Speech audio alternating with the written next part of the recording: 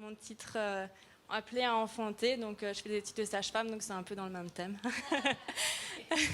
Donc je vais commencer par remercier aussi l'équipe d'intercession parce que franchement, ça m'a énormément aidé pendant les examens. Surtout, j'avais un énorme examen oral à passer que j'ai réussi. Mais c'était un examen qui me permet de passer en 4e ou pas. Et le stress était tellement présent et je savais bien qu'il y avait une équipe derrière moi. Et quand j'ai franchi la porte, le stress est parti, mais d'un coup, je suis arrivée devant ma feuille avec le grand sourire et j'ai pu déballer tout ce que j'avais à déballer. Mais je sais bien que ce n'était pas moi. Donc, merci beaucoup à l'équipe d'intercession parce que franchement, sans vous et sans mon mari, je pense que, et ma famille derrière moi, je pense que je n'arriverais pas à faire les études que je fais. Donc, je voulais commencer par remercier l'équipe d'intercession.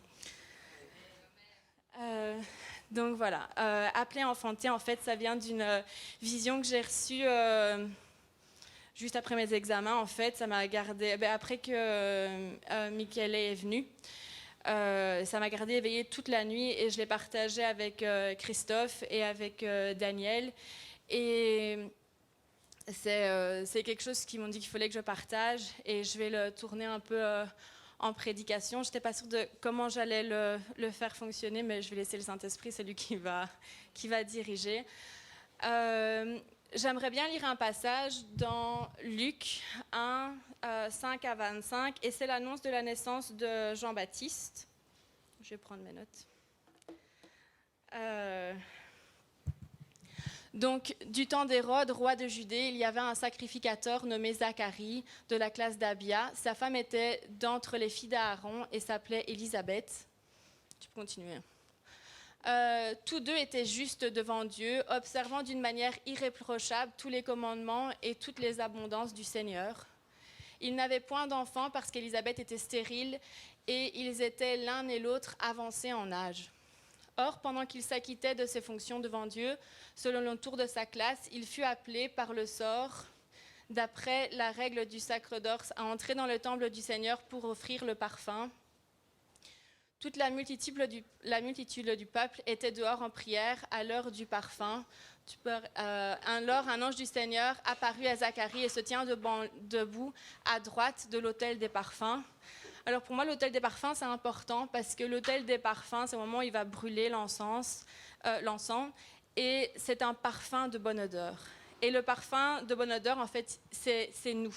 On est appelé à être des sacrifices vivants, à être un parfum de bonne odeur pour le Seigneur. Donc, tu peux continuer. Donc, c'est pas pour rien que l'ange est apparu à ce moment-là. Et Zacharie fut troublé en le voyant et la frayeur s'empara de lui. Mais l'ange lui dit, ne crains point, Zacharie, car ta prière a été exaucée. Ta femme Élisabeth t'enfantera un fils et tu lui donneras le nom de Jean. Il sera pour toi un sujet de joie et d'allégresse, et plusieurs se réjouiront de sa naissance. Car il sera grand devant le Seigneur, il ne boira ni vin ni liqueur enivrante, et il sera rempli de l'Esprit Saint dès le sein de sa mère. Il ramènera plusieurs des fils d'Israël au Seigneur leur Dieu. Il marchera devant Dieu avec l'esprit et la puissance d'Élie pour ramener les cœurs des pères vers les enfants et les rebelles à la sagesse des justes, afin de préparer au Seigneur un peuple bien disposé. Tu peux t'arrêter là. Et ça, c'est la prophétie et l'appel qu'il y a sur l'appel de Jean, qu'il y a sur la vie de Jean. Mais je pense que c'est quelque chose qu'on peut aussi mettre en lien avec nous. Parce que dans la Bible, il y a 3 personnes en dehors de Jésus qui ont été appelées avant même qu'ils soient nés, qui avaient déjà été mis à part pour Dieu. Donc il y a Samson, et il y a Samuel, et puis il y a Jean le Baptiste. Et ce sont 3 personnes que Dieu avait déjà mis à part avant la naissance. Il avait déjà un appel sur leur vie parce qu'il avait déjà planifié quelque chose.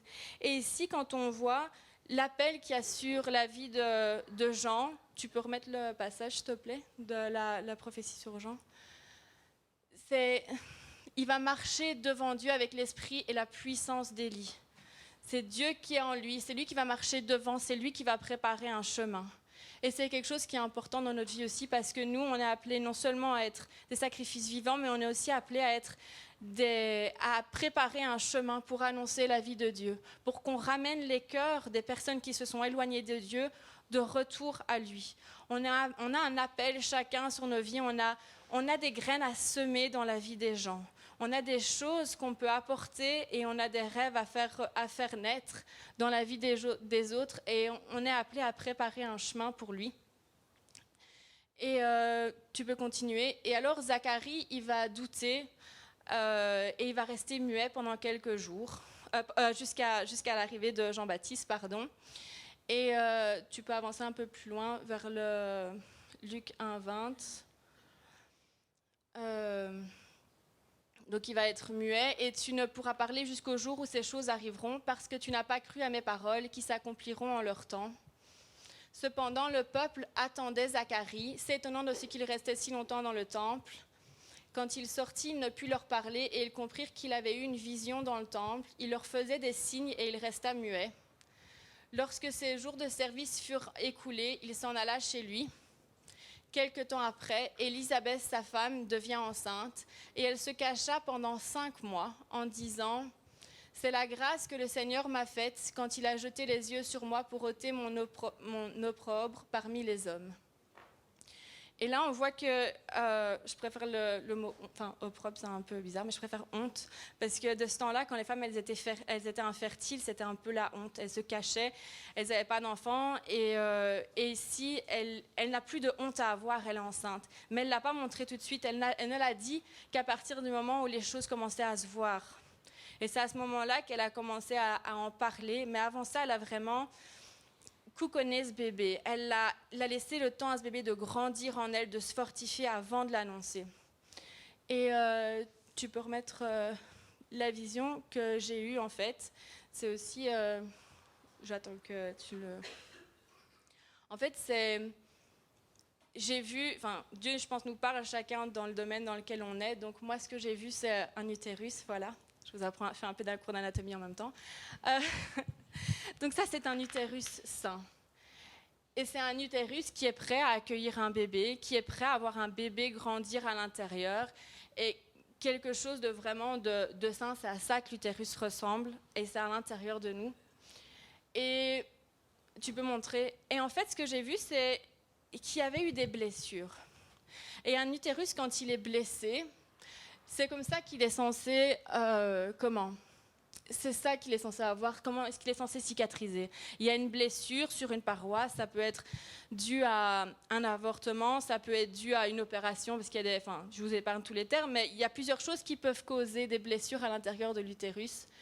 Et il est censé guérir une paroi, juste sur sa propre paroi, c'est censé rester comme ça, tout simple. Et voilà, on peut toujours avoir un enfant après une blessure, c'est pas impossible, c'est tout à fait normal. C'est tout à fait possible.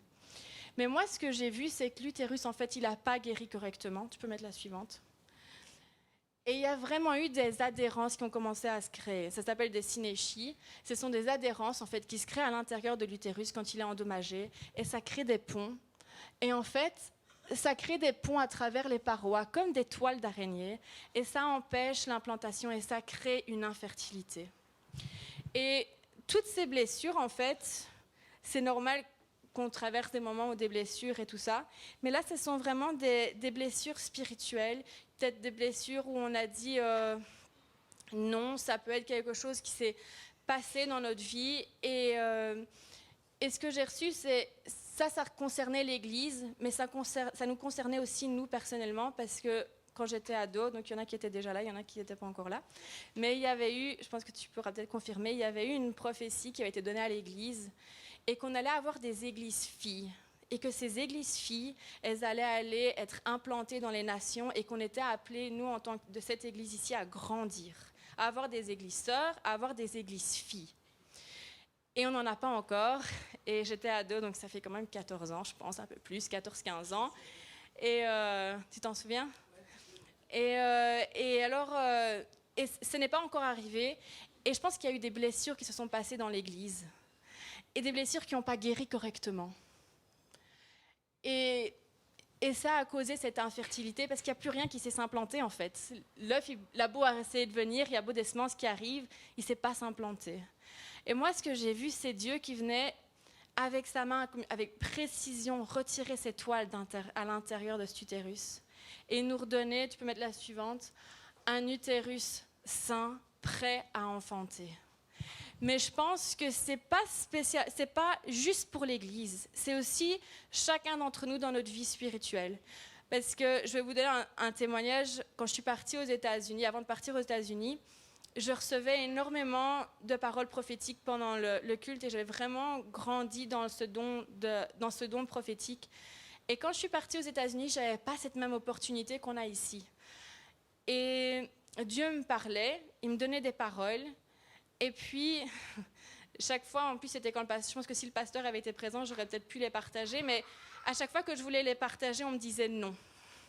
On me disait non, ou alors on attendait la fin de la réunion et on me disait, Suzy, elle a reçu quelque chose, prenez sa parole, prenez votre guérison, au revoir, bon dimanche à tous. Et ça a créé une telle frustration en moi que je me suis dit, mais pourquoi est-ce que tu continues à me donner des trucs si de toute façon, je ne peux pas les partager? Et il y avait vraiment cette... je l'ai laissé dormir, en fait. Je lui ai dit, ça ne sert à rien parce que je ne sais pas faire grandir ça ici. Et j'ai laissé endormir ce don. Et je pense qu'il y a des rêves, il y a des dons, il y a des ministères, il y a des choses que, par la frustration, par des blessures, peu importe ce que c'est, il y a des choses qui ont pu se passer dans nos vies à nous, qui font qu'on a laissé les choses s'endormir, on les a laissées de côté, et on n'a pas laissé une chance à cette œuvre de s'implanter. Et le problème, c'est que ça crée une frustration, ça crée des blessures et ça crée des adhérences qui ne doivent pas être là. Et je ressens vraiment que si nous, personnellement, on a déjà ces choses-là en nous, comment est-ce que si nous, on n'a pas un utérus sain à l'intérieur de nous, comment est-ce que l'Église, elle peut aussi grandir? Parce qu'on a besoin d'une guérison personnellement, mais on a besoin aussi d'une guérison dans l'Église. Et donc, je ressens vraiment que Dieu, il veut vraiment venir, pour se débarrasser de ces adhérences, c'est une opération chirurgicale de précision. On doit demander à un expert de venir les retirer. Et parfois, ces adhérences, elles peuvent revenir, mais parfois, elles ne reviennent pas. Mais dès qu'elles sont retirées, une femme, elle peut enfanter. Et un œuf peut s'implanter, un bébé peut grandir. Et Dieu, il veut ça dans nos vies. Il veut vraiment apporter cette guérison. Et je voyais vraiment sa main qui venait ici et qui retirait tout et qui nous rendait. Il veut apporter cette restauration, cette guérison en nous.